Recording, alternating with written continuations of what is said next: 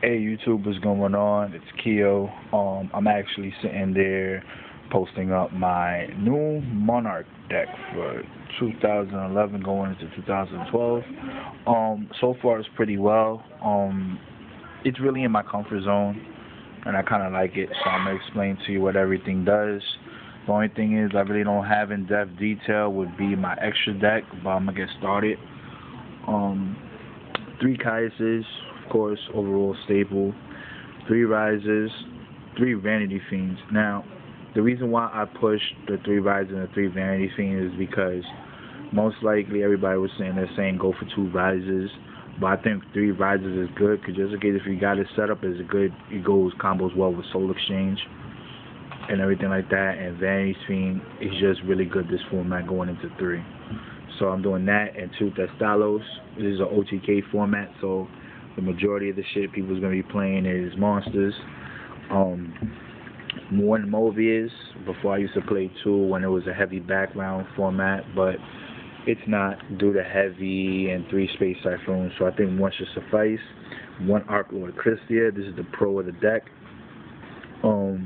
If it was up to me, I'd probably try to main deck two Christias over the one Lad, but I like one because it's comfortable, and also I could get Chibi Fodder fairly easy, so I don't mind seeing it being sent to the top of the deck when it leaves. One Dark Dust, one Gores, and one Light and Darkness Dragon.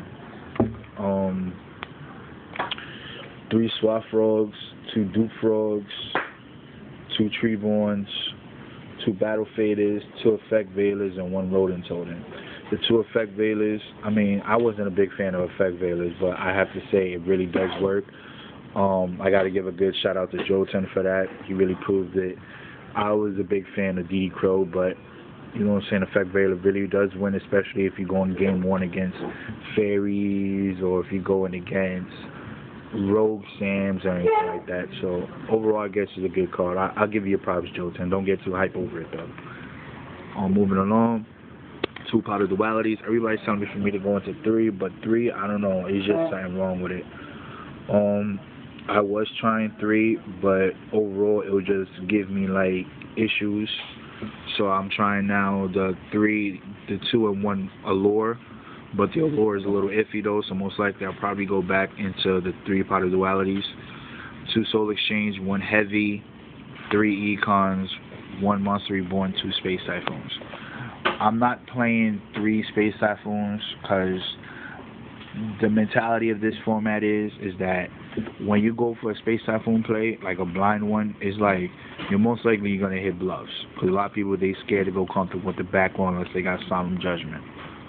So, and to me, my whole thing is that if my monster gets a warning, it already got rid of one card. So, having a follow-up isn't that hard. I guess that's basically it. For the deck, I'm going to go into the side deck and explanations. Two Noblemen of Crossouts is good against that TG bullshit. Gravekeepers, you know, overall it's just a really good card. It's a really good Game 2 card. Old Fish. Now the reason why I'm siding two Old Fish is because most likely Game 2 and 3, they're going to try to get rid of your Treeborns and your Rodent Totem, because everybody's going to do Kaiku and shit like that. So once they do that, this gives you a Divine Wrath, plus it shuffles it back to the deck. So it's like, damn, you're giving me back my frog, plus I'm killing your effect. So that's just basically type fate to me. Two Allied Justice Cycle Readers. It's like a super DD Crow for light, so it removes two instead of one. So overall, that really gives me Game 2 against agents. Like, you don't like, you have no idea. Like, they set up and they think they're gonna get comfortable with a Hyperion play or Christia play. Like, I just end that whole shit. And plus, it's a 3-star tuner, and I could go with that in Kai's into that whatever crap, whatever the fuck it is. But anyway, I think that's for Birdman. I don't know. Anyway, so the whole shit is that I never synchro for him anyway. But overall, it's a good card. Two Cyber Dragons. I don't know where the fuck my other Cyber Dragon went to. Moving along, for Mocking the matchup, and just in case if you don't have to depend on the Treeborn Game 2, because they're going to be moving. Angel 07, this pro card actually got me far in the Kings Regionals, so I'm play testing it again.